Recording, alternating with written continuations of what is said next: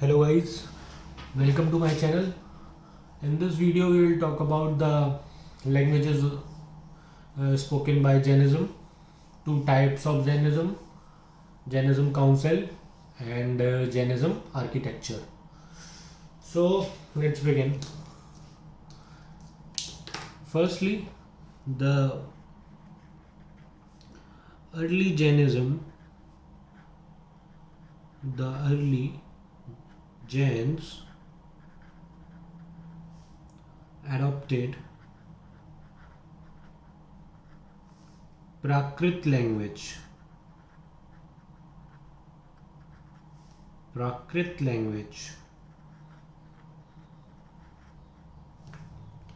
and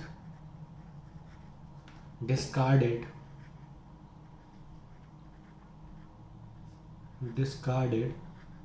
Sanskrit language.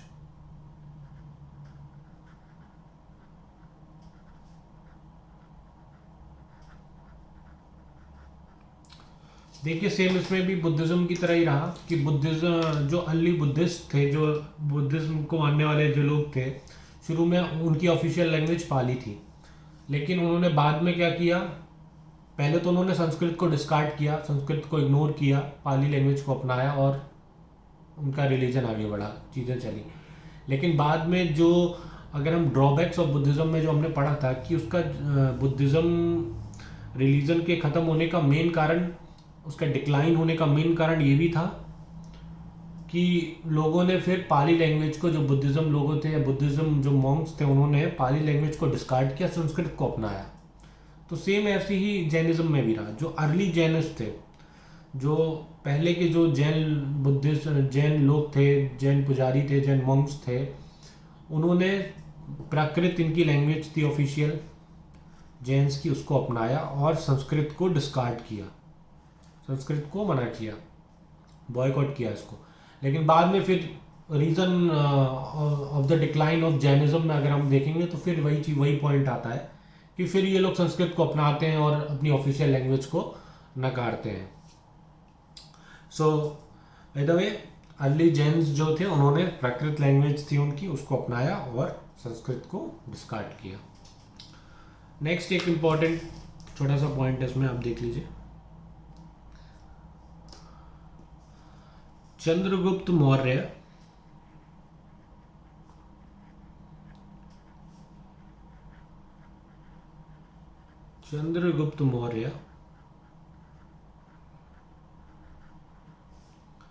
at the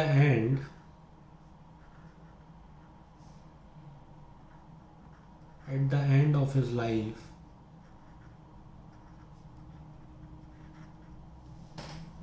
adopted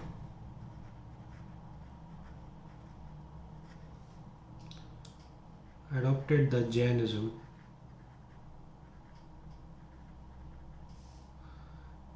and spent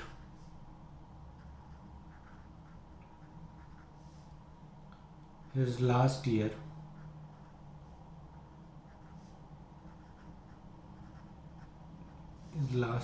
in Karnataka.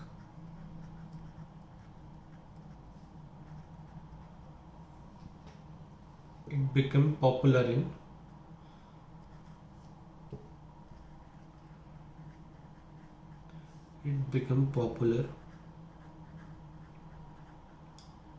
South India as well.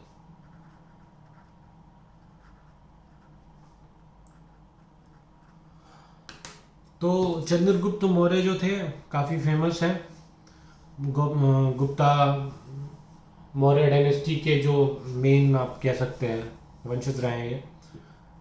तो अपने ज़िंदगी के, अपने लाइफ के आखिरी समय में इन्होंने जैनिज्म को अपना लिया था। At the end of his life he adopted Jainism and spend his last years in Karnataka. जो आखिरी का उनका जो समय था, उन्होंने कर्नाटक में स्पेंड किया, जिसकी वजह से साउथ इंडिया में भी जैनिज्म काफ़ी पॉपुलर हो गया। तो साउथ इंडिया में जैनिज्म को फैलाने का अगर मेन क्रेडिट किसी को जाता है तो वो चंद्रगुप्त मौर्य है। अब हम बात करेंगे जो सबसे इम्पोर्टेंट टॉपिक है जैनिज्म का, टू टाइप्स ऑफ जैनिज्म।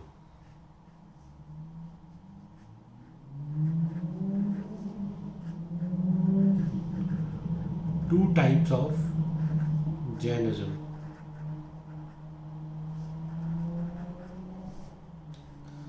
जैसे हिंदू में कई सारी जातियां हैं, बुद्धिज्म में है, वैसे जैन मुस्लिम्स में है, वैसे ही जैनिज्म में भी है। और यही जो एक एस्पेक्ट है जो कि जैनिज्म को काफ़ी डिफरेंट बना देता है बुद्धिज्म से। अदरवाइज बुद्धिज्म और जैनिज्म में काफ़ी सिमिलैरिटीज़ हैं, क्योंकि हमने बुद्धिज्म में पढ़ा था। बट ये एक टॉपिक है जिसके आने के बाद जैनिज्म और बुद्धिज्म में काफ़ी डिफरेंसेस हो जाते हैं। सो टू टाइप्स ऑफ जैनिज्म। पहले कौन है? दिगंबरा।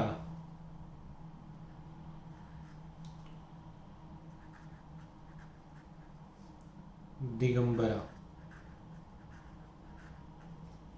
सेकंड श्वेतांबरा।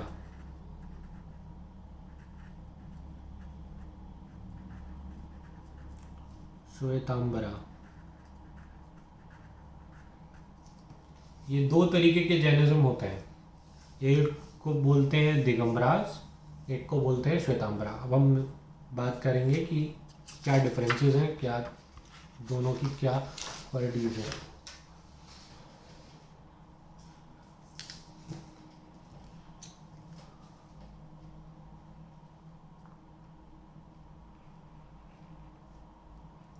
दिगंबरा।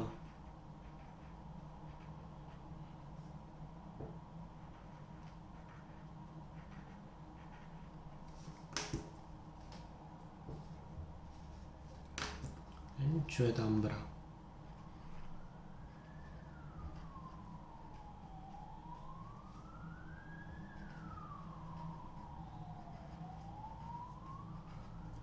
आप नोट्स का या तो स्क्रीनशॉट ले सकते हैं या फिर मैं नीचे डिस्क्रिप्शन में लिंक दे देता हूँ हर वीडियोस में, आप वहाँ से डाउनलोड कर सकते हैं।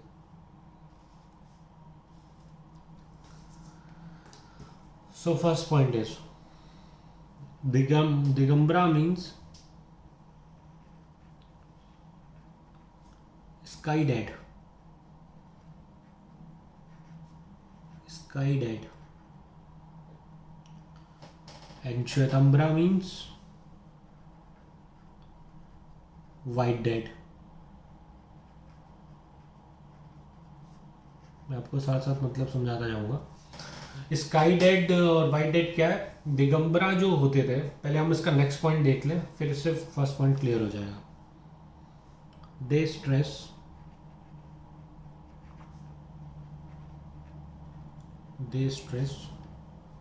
the practice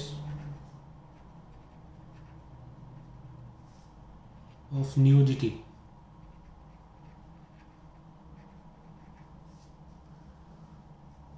but whereas Shvetambaras, but they don't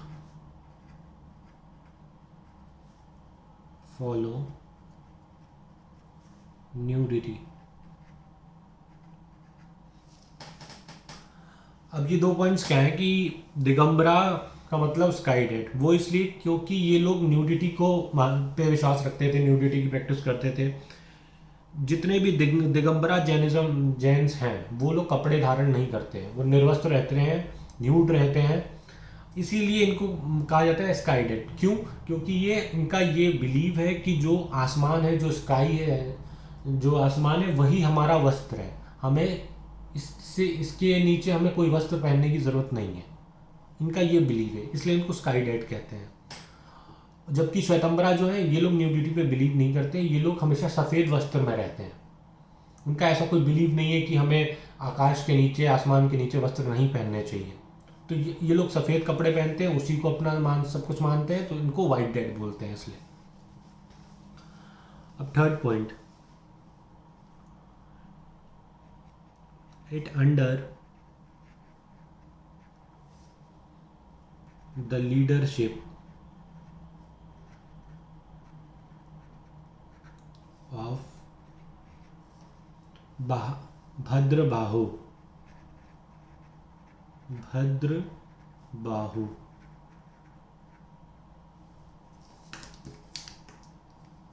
Digambara किन के लीडरशिप में बढ़ा था? भद्रबाहु के। Means sky dead. और श्वेतांबरा स्थलाबाहु के। स्थलाबाहु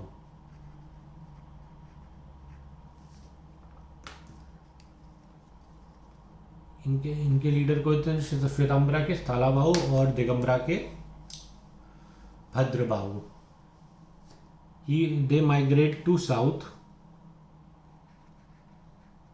They migrate to south, and Sthalabahu they stay in Magad.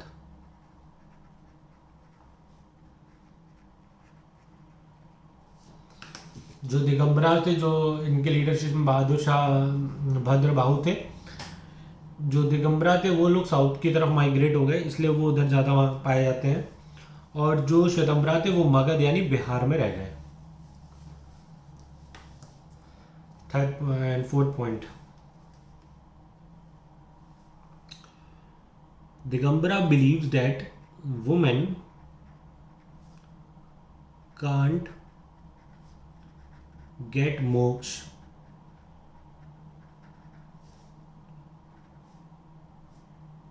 because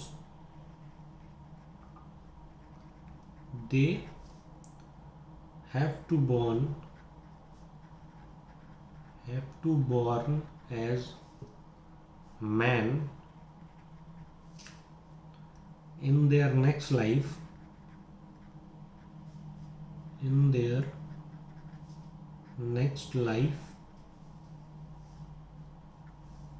and live their whole life naked.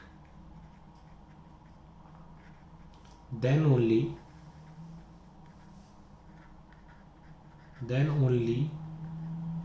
they can get liberated.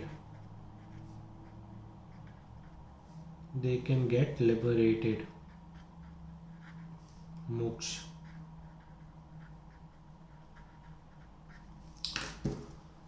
तो क्या मतलब था इनका कि दिगंबरा में नेक्ड रहते थे, लेकिन वुमेन्स तो नेक्ड रहती नहीं थी, तो इसलिए उनमें ये बिलीव है उनके दिगंबरा में कि वुमेन्स को मोक्ष की प्राप्ति नहीं हो सकती, क्योंकि वो नेक्ड नहीं रहती हैं। अब उन्हें मोक्ष की प्राप्ति लेनी है तो उनको अगले जन्म में पुरुष बन के पैदा होना पड़ेगा, पूरी लाइफ नेक्ड जीनी पड़ेगी, then only can get salvation और लिबरेशन। उसी के बाद उनको मोक्ष की प्राप्ति होगी। जबकि श्वेतांबरा में दे आर जस्ट अपोजिट, उनके में ऐसा कोई मान्यता नहीं था। They are just opposite.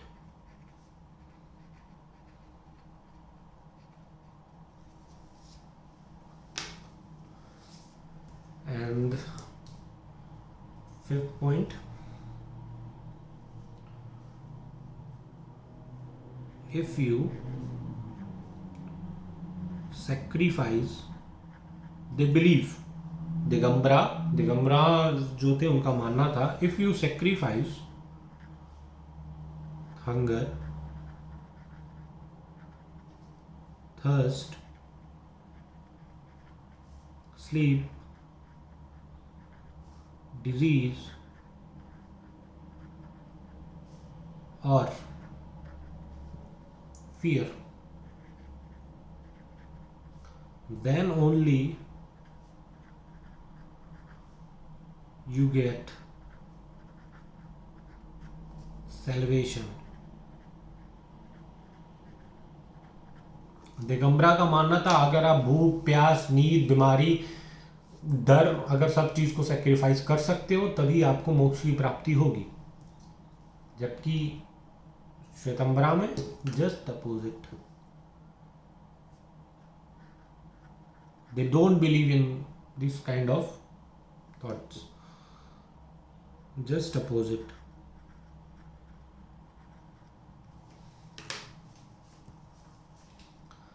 Then sixth point, they believe Mahavira ever married.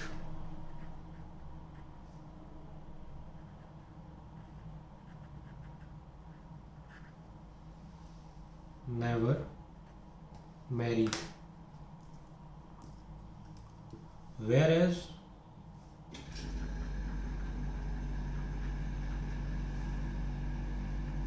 Shvetambara believe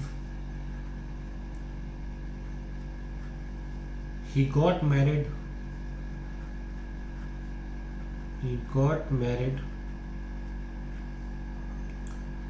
and have a daughter also.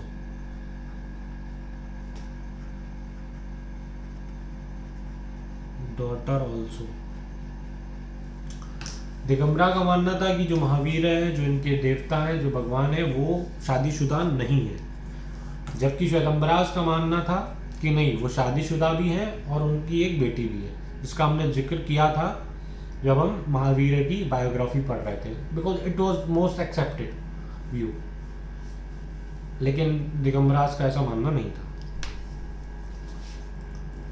अब एक पॉइंट हम देखते हैं जो कि इसी से रिलेटेड है। मल्ली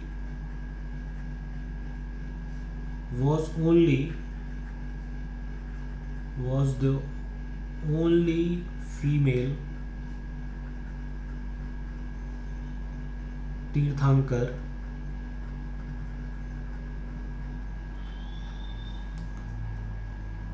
but Digambara accepted as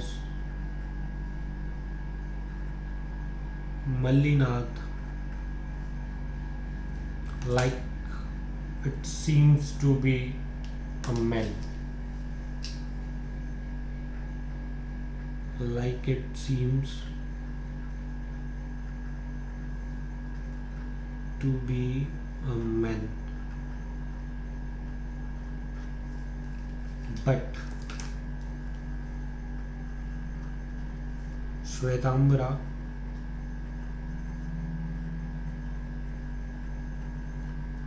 accepted as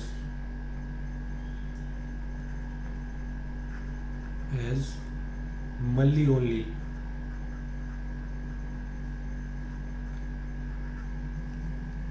तो मल्ली ही एकमात्र ऐसी बस एक ही फीमेल थी तीर्थंकर थी अभी तक जैनिज्म में।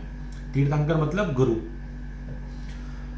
बट उसको भी दिगंबरा जो थे वो लोग मल्लीनाथ के नाम से जानते थे या मल्लीनाथ कहकर पुकारते थे या उसी नाम पर बिलीव करते थे, क्योंकि ये किसी मर्द या पुरुष का नाम लगता था। क्योंकि एज अ फीमेल थे तीर्थंकर, एज अ फीमेल गुरु वो एक्सेप्टेड नहीं थे। वो लोग बिल्कुल तैयार नहीं थे कि कोई फीमेल हमारी तीर्थंकर होगी। बट वो थी, वो उस काबिल थी, वो बनी, तो फिर इन्होंने उसका क्या है नाम चेंज कर दिया कि हम इस नाम से ही जानेंगे, हम मल्ली इतना ही मल्लीनाथ के नाम से जानेंगे। तो ये दिगंबरा का बिलीफ था। बट वेयर एज श्वेतंबरा उन्होंने मल्ली के नाम से ही उसी उनके कैरेक्टर से उन्होंने एक्सेप्ट कर लिया। तो ये था 2 टाइप्स ऑफ जैनिज्म। अब नेक्स्ट हम पढ़ेंगे जैनिज्म की जो काउंसिल्स हुई थी, जो सभाएं हुई थी इंपॉर्टेंट, जो जैसे हमने बुद्धिज्म में पढ़ा था वैसे जैनिस काउंसिल।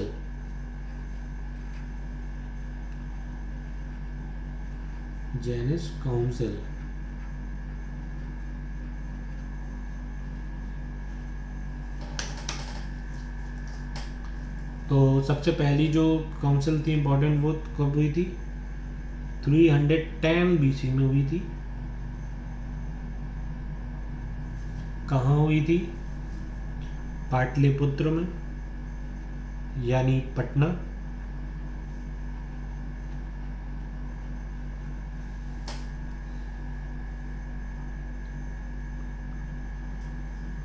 और उसमें ऑब्जेक्टिव क्या था? compilation of 12 angas to replace पूर्वास। President कौन था? Sthulabhadra. Sthulabhadra president.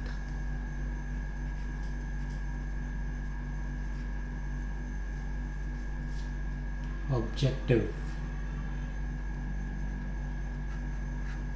Venue, time.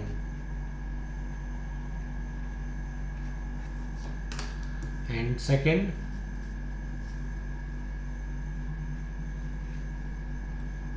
453 BC में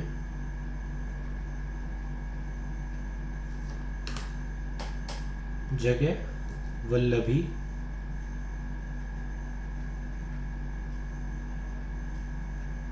कहाँ? Gujarat.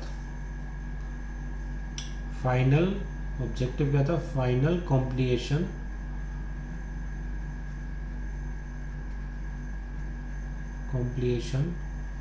Of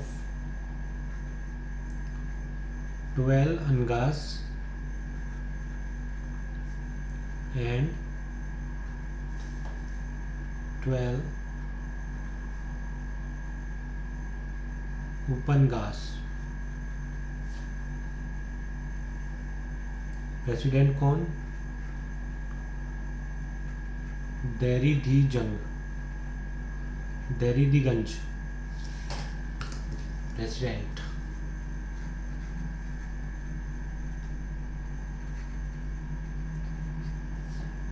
objective, venue, time. तो यही दो काउंसिल है जो कि इंपॉर्टेंट है। बुद्धिज्म में 5-6 काउंसिल्स थी, बट इसमें यही दो है। यदि आपको वर्बली पता होनी चाहिए बस। अब हम नेक्स्ट टॉपिक इसमें देखेंगे एग्जाम्पल्स ऑफ जैन आर्किटेक्चर, जो कि ये बुद्धिज्म में भी था। बुद्धिज्म आर्किटेक्चर काफ़ी इंपॉर्टेंट था, जो कि उसमें भी और इसमें भी ये काफ़ी इंपॉर्टेंट है।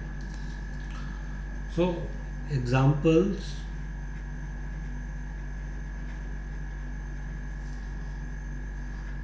ऑफ जैन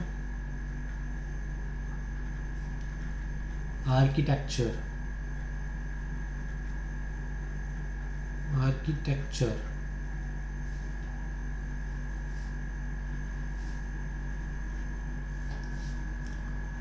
सो पहला क्या था? गुम्फास।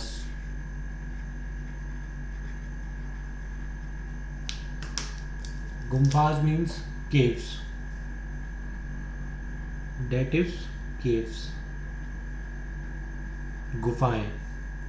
अब ये कौन कौन सी हैं फेमस? हाथी गुम्फा,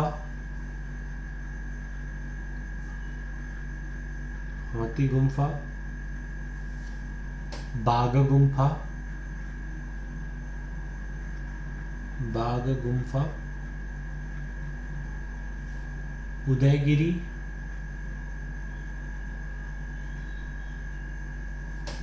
और खंडगिरी।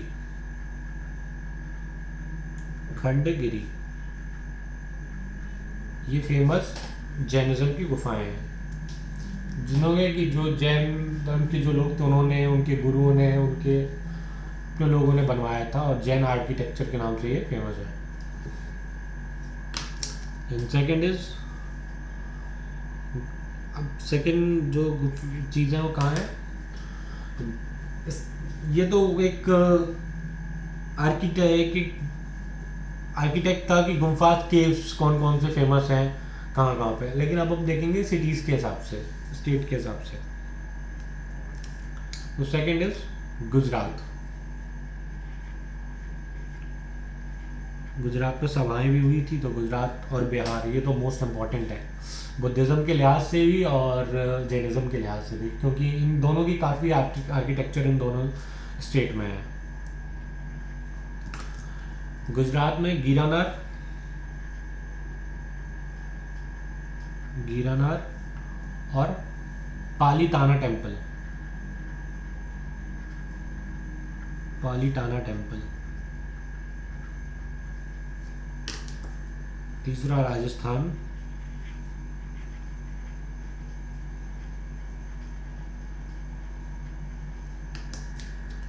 यहाँ पे Dilwara, it's not a temple, Dilwara, तेजापाल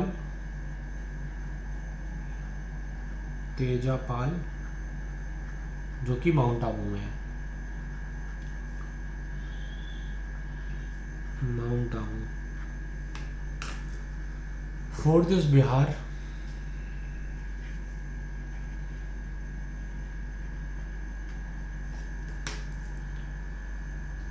Pawapuri,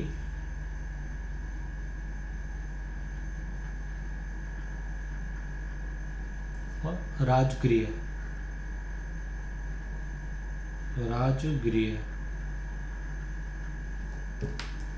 fifth in Karnataka,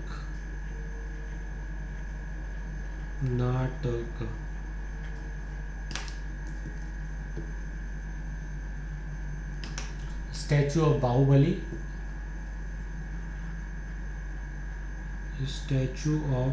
Baahubali,